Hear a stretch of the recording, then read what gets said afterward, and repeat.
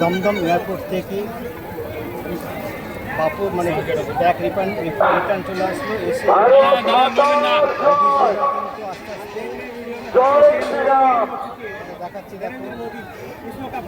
আচ্ছা, আমাদের প্রিয় যশস্বী প্রধানমন্ত্রী তো আমাদের উপহারের পর উপহার দিয়ে যাচ্ছে।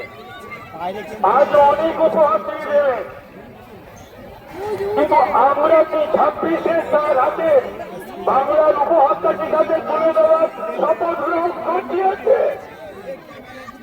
সেই শপথ আমাদের গ্রহণ করতে হবে।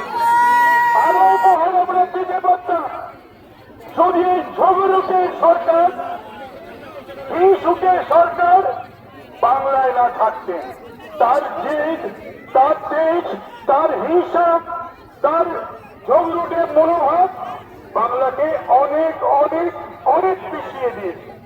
আজকে যেটা ঘটছে এটা 10 বছর আগে ঘটার কথা ছিল।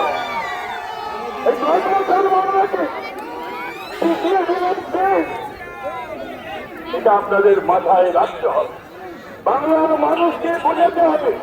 এবং এই যে 26-এর নির্বাচন, এটা শুধুমাত্র স্বাধীনতার পরে আর 5টা বিধানসভা নির্বাচনের মতন নির্বাচন নয়, এটা নিশ্চিতভাবেই আমরা বুঝতে পেরেছি। এবং এই নির্বাচনে বাংলার মানুষকে জয় বাংলা বলাচ্ছে। জয় বাংলা তো আমাদের স্লোগান নয়, 1971 সালে যাওয়া মুজিবুর রহমানের স্লোগান এই বাংলার মাটিতে পশ্চিমবাংলায় আমরা দেব কেন? যে মানবী মানুষের স্লোগান দেওয়া হয় সেটা তো আমাদের স্লোগান নয়, সেটাও তো বাংলাদেশ থেকে দাঁড় করা খালেদা জিয়ার স্লোগান।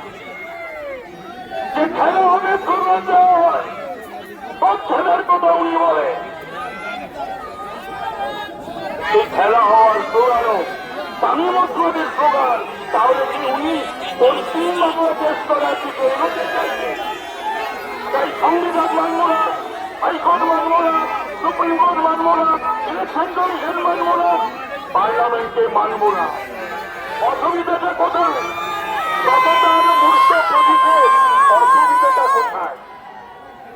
যদি প্রধানমন্ত্রী তার কেন্দ্রীয় মন্ত্রিসভার সকলকে ইনভলভ করে 130তম সংবিধান সংশোধনটি অমিত শাহজি পেশ করে থেকে থাকেন, 21টা রাজ্যে বিজেপির শাসন রয়েছে।